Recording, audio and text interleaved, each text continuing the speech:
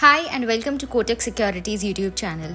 Today we are going to understand how to activate currency segment in Kotak Securities Trading App. Your first step is to log in to your Kotak Securities application.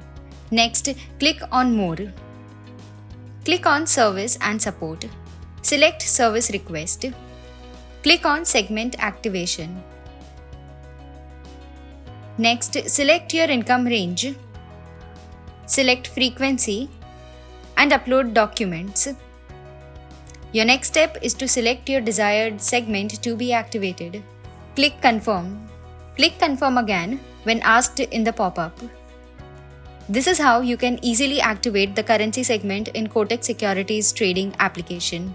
You can also join our Telegram channel for more updates on currencies.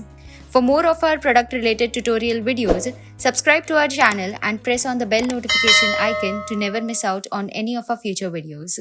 Thank you and have a nice day ahead. Investments in securities market are subject to market risks. Read all the related documents carefully before investing.